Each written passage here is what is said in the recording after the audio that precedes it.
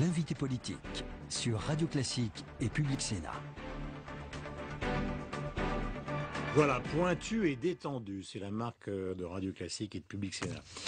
Bruno Le Maire, vous êtes un peu le meilleur pronostiqueur de ce qui pourrait ou ce qui se passe à droite, puisqu'il y a plusieurs semaines, je le disais tout à l'heure à 8h, nous avons reçu et vous nous avez expliqué longuement, en renonçant à votre candidature, qu'il n'y avait aucune raison pour que cette élection se passe bien, étant donné les structures internes du parti et la façon dont elle démarrait. Donc ce matin, on va rendre d'abord hommage aux pronostiqueurs pour essayer de voir ce qui peut se passer dans les jours qui viennent. Mais pourquoi était-il, comment peut-on dire, prévisible qu'on en arrive là ? Ce que je tiens d'abord à dire, c'est que ce matin, moi je suis comme tous les militants de ma circonscription de l'Eure, qui m'écrivent depuis hier soir des mails ou des lettres incendiaires. C'est-à-dire que je suis à la fois triste, profondément triste pour mon parti, désabusé par cette campagne, par cette élection, et inquiet par le boulevard que nous offrons à une gauche qui met la France dans le mur et à laquelle nous n'opposons aucune résistance. Ensuite, pourquoi est-ce qu'on en est là ? Une élection démocratique à 2 tours, qui se réduit à 1 tour et à 2 candidats, je ne cesse de dire depuis juillet que ça n'est pas sain, qu'il fallait plusieurs candidats, qu'il fallait des statuts qui permettent d'avoir plusieurs candidats. On s'est lancé dans ce face-à-face. Et peut-être fallait-il aussi que Jean-François Copé démissionne de la présidence de l'UMP pour rendre cette élection, disons, plus neutre. Ça, chacun de voir quelle décision il aurait dû prendre, quelle aurait été la meilleure solution. Simplement, on est aujourd'hui dans une situation de blocage complet. Et nous avons vécu hier un mercredi noir pour la droite républicaine. Mais est-ce que ça veut dire pour vous ce matin, par exemple, que l'intérim, ou en tout cas l'arbitrage Juppé, est quelque chose d'inenvisageable ? Qu'est-ce qu'on a comme solution sur la table pour sortir de ce blocage ? Et après, Mickaël va suivre. Il y a une solution politique, qui est de faire appel à Alain Juppé. J'ai le plus profond respect et la plus grande admiration pour Alain Juppé. Il a dit qu'il était prêt à jouer ce rôle-là, à une condition expresse, qui est l'accord des 2 partis. Donc François Fillon a accepté, Copé Jean-François Copé n'a pas accepté. Donc cette solution est encore sur la table, mais aux 2 partis de trouver un accord. Il y a une deuxième solution, qui est une solution juridique, qui est de passer par la commission des recours, quitte à ce qu'on ait une commission des recours qui soit constituée de manière totalement neutre. Ça peut se faire facilement. Moi, je ne veut pas faire de recours. Je ne tranche pas entre la solution juridique et la solution politique. Je dis juste que la solution ne peut pas être médiatique. Elle ne peut pas être médiatique. Les 2 20h d'hier, où le président élu, celui qui conteste son élection, s'échange par médias interposés des amabilités, ça doit cesser tout de suite. Moi, je réclame le silence de la part des 2 camps. Et je leur demande, à Jean-François Copé, comme à François Fillon, de se retrouver dans la journée, eux ou leurs équipes, s'ils ne veulent pas discuter ensemble, pour définir la voie d'un compromis. C'est leur responsabilité à tous les 2. À Jean-François Copé comme à François Fillon. Que chacun se taise, qu'ils se retrouvent, et ils ont la responsabilité de trouver ensemble une solution pour sortir du blocage où nous sommes aujourd'hui. C'est presque un ultimatum, sinon c'est quoi ? C'est la mort du parti ? C'est pas un ultimatum, c'est simplement les mettre face à leurs responsabilités. Ce blocage politique, il est grave. Il est grave pour notre famille, il est ressenti très durement par nos militants, très durement. Et moi, je pense à tous ces militants qui sont rentrés avec un espoir dans les bureaux de vote et qui en ressortent avec de la colère. Ces militants, ils ne vont pas attendre très longtemps. On a 24 heures pour que les 2 partis se voient, discutent, arrêtent de passer par médias interposés. La solution ne sera jamais médiatique. Elle peut être politique, elle peut être juridique. Moi, je n'ai pas à choisir entre une solution ou une autre. Les 2 me vont très bien, du moment qu'elles permettent de sortir de l'impasse. François Fillon, Jean-François Copé n'ont plus de crédibilité. C'est pas à moi de dire qui a la crédibilité. C'est aux militants. C'est eux qui ont choisi, c'est eux qui ont tranché. Ils ont droit à un vote incontestable. À un vote incontestable. À un résultat incontestable. Qui est la seule façon de donner une légitimité au prochain président de l'UMP et de lui permettre de faire enfin son travail, c'est-à-dire s'opposer à un gouvernement et un président de la République dont le moins qu'on puisse dire, c'est que depuis quelques heures, il ne fait pas honneur à la fonction.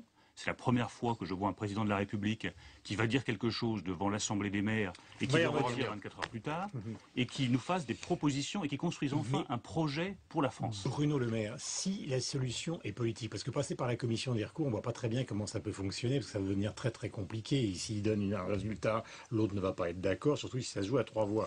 Mais la solution politique, elle laisse de côté l'idée même qu'on puisse revoter. Ça voudrait dire, s'il y a une solution politique, ça veut dire qu'on ne vote pas. Et donc que les militants n'ont pas de n'ont pas d'implication dans la solution qui sera trouvée. À François Fillon et à Jean-François Copé de trouver la bonne solution. Moi, je ne suis pas membre de cette fameuse commission de contrôle. Je n'ai pas participé à un quelconque débouillement à Paris ou à un quelconque recomptage à Paris. J'ai fait mon travail de militant, de simple militant. Je suis responsable de ma fédération de l'Eure. Les choses se sont bien passées. On a fait des procès-verbaux, on a compté. Il n'y a eu aucune difficulté.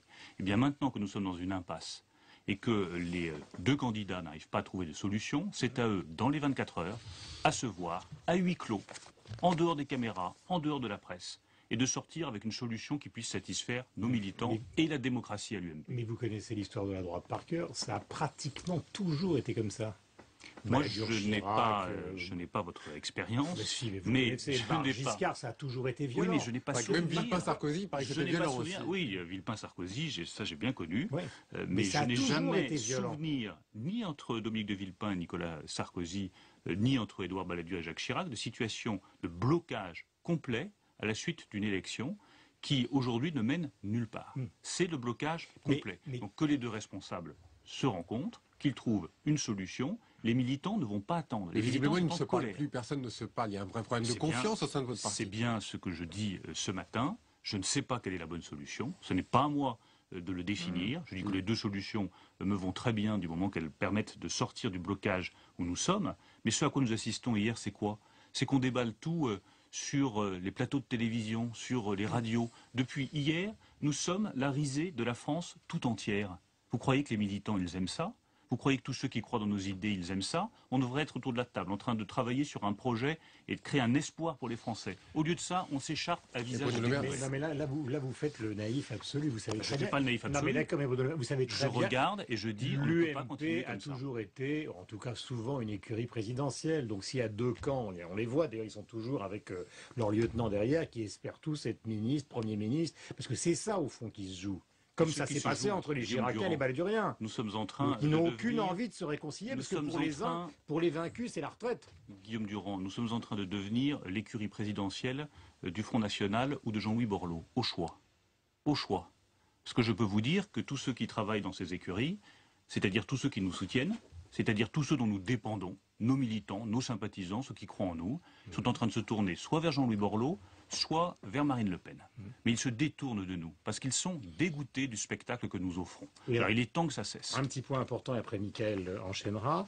C'est une journée évidemment difficile pour la droite, parce qu'en plus Nicolas Sarkozy est convoqué chez un juge à Bordeaux. On verra s'il y a oui ou non mise en examen. Mais une fois que cet épisode sera passé, est-ce qu'il ne faudrait pas quand même, non pas qu'il intervienne, mais qu'il fasse, ou qu'il donne un signe aux deux impétrants de manière à les pousser quand même à trouver un accord dans les jours qui viennent?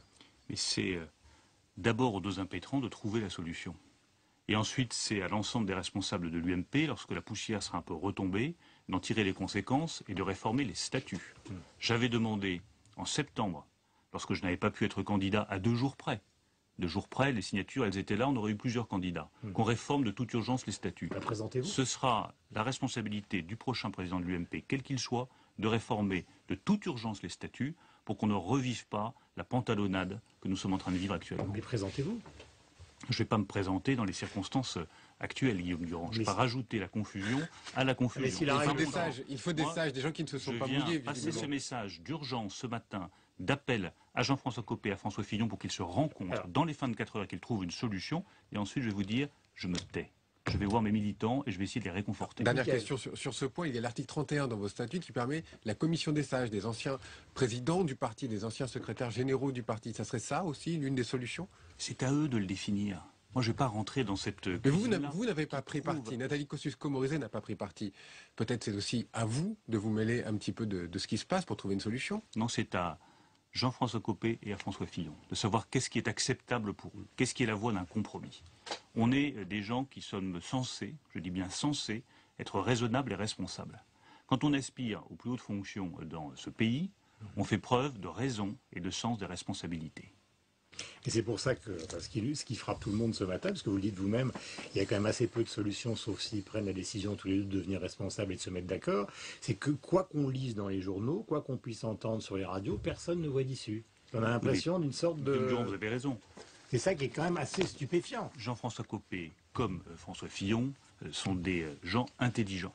Ils ont occupé des fonctions, pour François Fillon, parmi les plus élevées de la République. Je ne peux pas imaginer un instant qu'ils ne comprennent pas, après ce déballage médiatique auquel nous venons d'assister, qui est nuisible pour notre famille politique, que leur responsabilité est de se voir, de discuter et de trouver un compromis. Michael, revenons sur les affaires concernant le Congrès des maires, le mariage pour tous et les déclarations de François Hollande. Alors, on ne comprend pas très bien, c'est reculade par reculade de la part de François Hollande. Il retire ce mot de liberté de conscience. Pour vous, qu'est-ce que ça veut dire? Vous comprenez un peu ce qui se passe aussi de ce côté-là? A réussi cet exploit de fâcher et d'insulter tout le monde.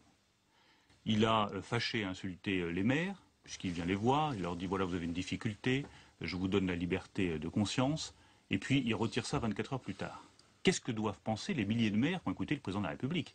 Ils doivent se dire mais qu'est-ce que c'est que ce président de la République qui prend un engagement devant nous, des élus, et qui le retire 24 heures plus tard? Il a évidemment suscité aussi la colère de tous les représentants des associations homosexuelles, gays, lesbiennes, qui disent il les a reçus hier après-midi, mais visiblement, légitimement, ils se sont arrangés. vous avez pris un engagement pour nous, qui est le mariage pour tous, avec une loi qui doit s'appliquer, et vous expliquez aux maires qui sont en charge de l'application de cette loi qu'ils vont pouvoir ne pas la respecter.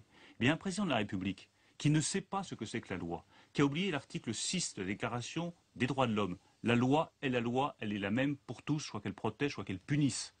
Eh bien, c'est un président de la République qui ne peut pas conduire dans de bonnes conditions la France. Alors c'est vrai sur ce sujet de société sensible, quand on sent que le chef vacille, quand on sent qu'il ne sait pas où il va, quand on sent qu'il n'a pas de conviction dans le fond, il ne sait pas très bien ce qu'il faut faire. Il a un problème avec les sujets de société, François Hollande? Si c'était simplement avec les sujets de société, mais c'est surtout qu'on a cette hésitation, qu'on a ce gouvernement qui recule sans cesse. On vous explique par exemple qu'il faut absolument taxer les plus-values immobilières issues de la revente de votre entreprise.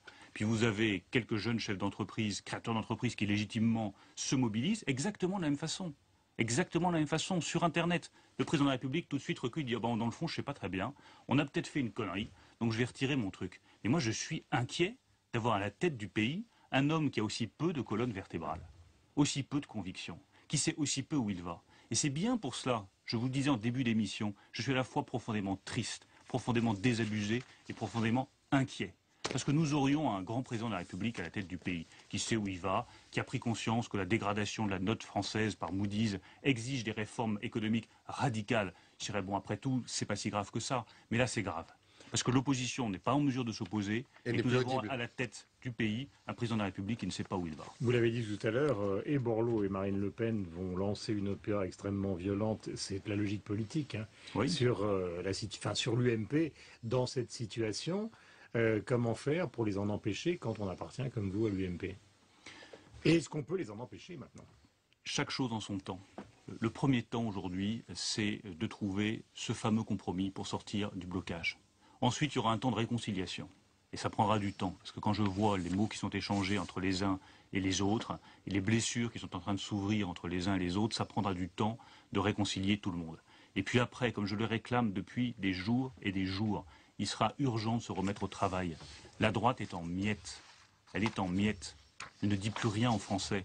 Elle est en train de se livrer une bataille à champ clos, avec des caméras qui nous regardent et des micros qui nous écoutent. Eh bien, il faut cesser cela le plus vite possible. Bruno Le Maire était en direct sur l'antenne de Radio Classique et de Public Sénat ce matin. Merci, bonne journée à vous. Fut-elle difficile, Michael, on se retrouve demain. À demain.